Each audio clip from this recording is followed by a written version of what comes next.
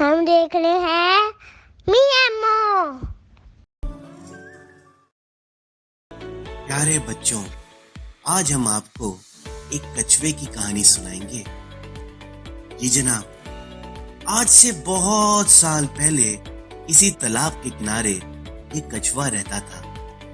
मेरे बच्चों, अल्लाह ताला ने अपनी लातादाद मखलूक को मुख्तलिफ सिफात से नवाजा है जो उनकी फितरत के एतबार से उनके लिए बेहतरीन है। मगर ये कछुआ सख्त नाशुक्रा था।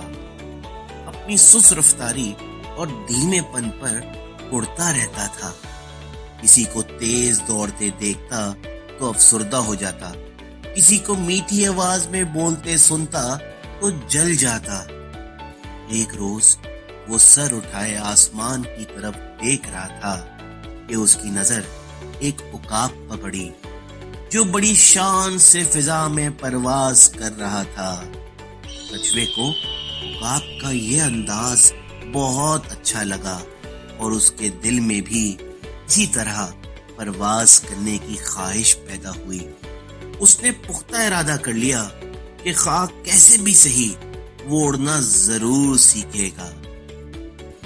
थोड़ी ही देर में वो उकाब नीचे उतरा और तालाब के करीब ही एक कीले पर आकर बैठ गया। कछुआ उसके करीब पहुंचा और कहने लगा, ओए होए अकाब भाई, माशाल्लाह माशाल्लाह, वाह, इस कदर शानदार परिंदे हैं आप और आपकी परवाज कितनी शानदार है।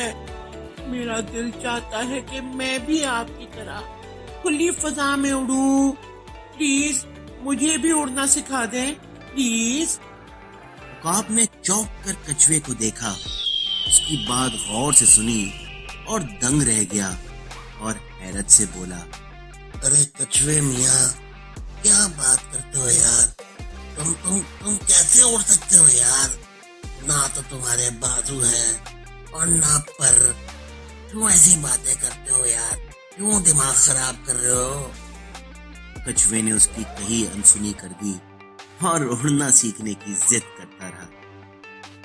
उकाब ने देखा कि कछुआ किसी सूरत मानता ही नहीं तो उसने उसे पंजों में दबाया और खासी बुलंदी पर ले जाकर यह कहकर छोड़ दिया कि अपने बाजू तेजी से चलाए।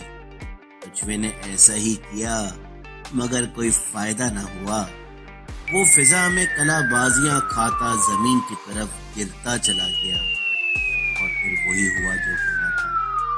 कछुआ ऊपर से फेंके गए किसी पत्थर की तरह जमीन पर गिरा, मगर खुशकिस्मती से जहां गिरा वहां एक झाड़ी थी। हाथों पैरों पर मामूली खराशों के अलावा कोई चोट न लगी और जान बच गई। उसके बाद कछुए ने उड़ने से तौबा कर ली। प्यारे बच्चों, याद रखिएगा, अल्लाह ताला ने जिसको जैसा बनाया वही उसके लिए बेहतर है। इसीलिए दूसरों की नकाली में हमेशा नुकसान ही मिलता है। अगर आपको ये कहानी पसंद आई है तो इस कहानी को जरूर लाइक करें और हमारे चैनल को सब्सक्राइब करें। इंशाल्लाह आपसे जल्द मुलाकात होगी। अस्सलाम वालेकुम।